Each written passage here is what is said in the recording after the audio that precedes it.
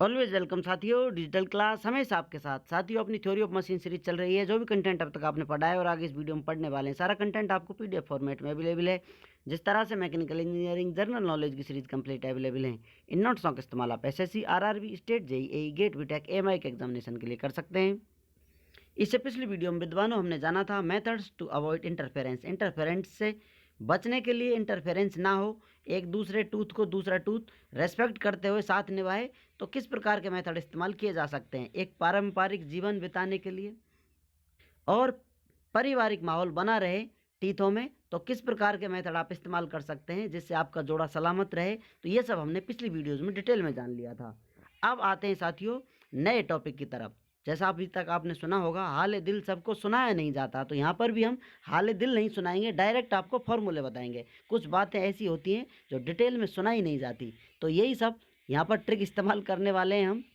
इस डिटेल में जानने का कोई खास मतलब रह नहीं जाता, इसलिए डायरेक्ट फार्मूले अवेलेबल हैं आपके लिए। Minimum number of teeth on pinion, इसको स्मॉल टी से आप मिनिमम शो करेंगे, तो जिससे आप पता लगा सकते हैं कि minimum number of teeth on pinion पर कितने कम से कम टीथ आपको प्रोवाइड करने, कितने टीथ बनाने। इसके लिए फॉर्मूला है small T minimum is equal to 2 AP divided by under root में है 1 प्लस जी, ब्रैकेट में g+2 साइन स्क्वायर 5। ये स्पेशल वैल्यू है। इसके बाद भार है -1। अब इनके अंदर जो टर्म इस्तेमाल की गई हैं, कुछ अल्फ़ाबेट इस्तेमाल किए गए हैं, उनको किन किन नामों से जाना जाता है, ये आपको न्यूमेरिकल डाटा में सारी वैल्यू सेम मिलेगी। आपको कुछ प्रोवाइड किया हुआ होगा, कुछ निकालना होगा। सिंपल प्रोसेस जो अब तक करते आ रहे हैं, यही सब करते रहेंगे और जीवन जीते रहेंगे। Where phi is equal to pressure angle, तो जहाँ हम जानते हैं साथियों प्रेशर एंगल फाई इस्तेमाल करते आ रहे हैं। यहाँ पर AP आया है, इसको फ्रैक्शनल अडेंडम ऑफ पिनियन बोलते हैं।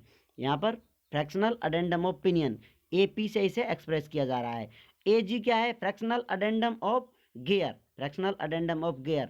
यहाँ आप देख सकते हैं P पिनियन के लिए, G फॉर गियर के लिए। Gear ratio capital T divided by small T होता है, जो ज़्यादातर क्या देखने को ही मिलेगा, हमेशा ऑलवेज होगा ग्रेटर देन 1।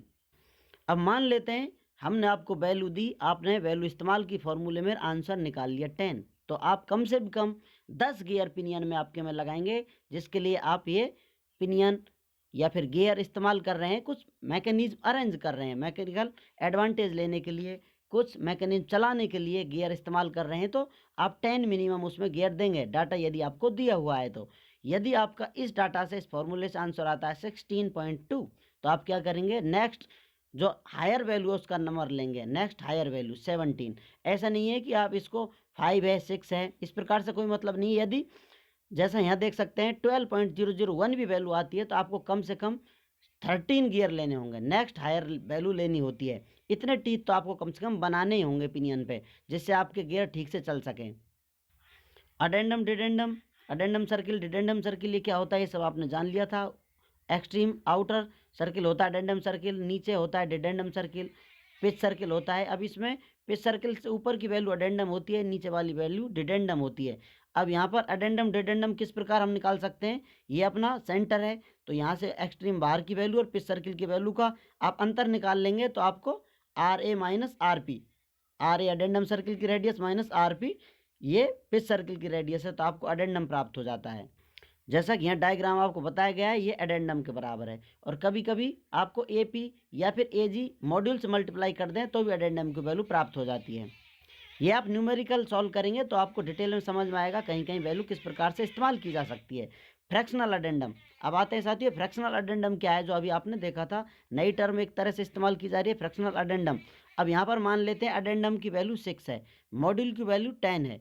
अब यहाँ पर आप देख सकते हैं, मान लेते हैं मॉड्यूल 10 mm आ रहा है, यहाँ पर 10 mm is equal to 1 module, तो आप कर सकते हैं 1 mm किसके बराबर होगा, then 1 mm is equal to 1 divide by 10 module. तो यदि 6 mm निकालने आपको विल भी 0.6 मॉड्यूल के बराबर होंगे। ये सब सिंपल मैथमेटिकल कैलकुलेशन है। देन फ्रैक्शनल अडेंडम विल भी 0.6 मॉड्यूल के बराबर होगा। यदि कहीं मॉड्यूल अडेंडम डिडेंडम वैल्यू आए तो एक दूसरे से आप रिप्लेस कर सकते हैं, लोकल यूनिट के रूप में इस्तेमाल कर सकते हैं। तो इस प्रकार से अडेंडम मॉड्यूल की वैल्यू दी हुई है, तो आप फ्रैक्शनल अडेंडम की वैल्यू आसानी से निकाल सकते हैं। और एक टर्म जान लेते हैं जो स्टडी हम करते आ रहे हैं, वेलोसिटी रेशियो किस प्रकार से निकालते हैं। ओमेगा डिवाइडेड ड्राइवर होता है डिवाइडेड ड्रिवन, ऊपर वाला जो ओमेगा है ड्राइवर वाला है, और नीचे आपका ड्रिवन वाला है। जैसा कि यहाँ पर गियर और पिनियन है, हो सकता है गियर पिनियन को चला रहा हो सकता है पिनियन गियर को चला रहा हो। तो जो ड्राइवर है वो ऊपर, ड्रिवन है जो चल रहा है उसके द्वारा वो नीचे आता है। ये सब हमने जाना था। तो इस प्रकार से तो चेंज कर सकते हैं। यदि पिनियन ड्राइवर है तो ऊपर पिनियन, नीचे गियर आ जाएगा। यदि गियर ड्राइवर है तो नीचे पिनियन आ जाएगा। तो इस प्रकार रेशियो इनका चेंज हो जाता है। T divided by T, capital T divided by small T. तो यहाँ वैल्यू चेंज हो रही है small T divided by capital T. अब ये वैल्यू हमने देखी थी, इनका रेशियो निकालने के लिए, एंगुलर वेलोसिटी निकालने के लिए ओमेगा 1 डिवाइडेड बाई ओमेगा 2 किसके बराबर होता था? R2 डिवाइडेड बाई R1 या फिर T2 डिवाइडेड बाई T1 के बराबर होता था। यदि फोर सेम मॉड्यूल पेयर बन रहे हैं, गियर काम कर रहा है, तो ये रेशियो वैलिड होता है, हमेशा आप इसे इस्तेमाल कर सकते हैं। ये सब भी आपने डिटेल में जान लिया होगा, नहीं तो आगे कहीं कांटेक्ट होगा वहाँ आप समझ जाएंगे इसको। ये सीरीज आप देखते रहेंगे तो आपको हर सवाल का जवाब मिलेगा। वेलोसिटी रेशियो 3 आ सकता है या 1 डिवाइडेड बाई 3 आ सकता है। तो आपको क्या होगा, इस्तेमाल करना होगा 3, हमेशा 3 आप इस्तेमाल करेंगे। इससे कोई मतलब नहीं है गियर रेशियो आपका। आप न्यूमेरिकल डाटा में ये देखेंगे किस प्रकार से इस्तेमाल किए जा रहे हैं, तो वहाँ और क्लियरिटी से सेव होगा। अभी आप कॉन्सेप्चुअल वैल्यू याद रख सकते हैं, किस प्रकार से डाटा आते हैं, किस प्रकार उन्हें हम सॉल्व कर सकते हैं। तो किसी प्रकार से आए तो आप इसे 3 लेकर चलेंगे गियर रेशियो। इस प्रकार से आपके न्यूमेरिकल सॉल्व हो जाएंगे। उम्मीद करते हैं विद्वानों वीडियो में दी गई अब तक की जानकारी आपको अच्छे से समझ में आई होगी। अभी भी आपका कोई कन्फ्यूजन है तो आप हमसे कमेंट कर पूछ सकते हैं। साथियों, आप चाहें तो कांटेक्ट कर सकते हैं, कांटेक्ट लिंक आपको वीडियो डिस्क्रिप्शन में मिल जाएगा। वीडियो को अंत तक देखने के लिए, चैनल को सपोर्ट करने के लिए आपका दिल की गहराइयों से बहुत बहुत धन्यवाद। मिलते हैं नेक्स्ट वीडियो में। जय हिंद, वंदे मातरम।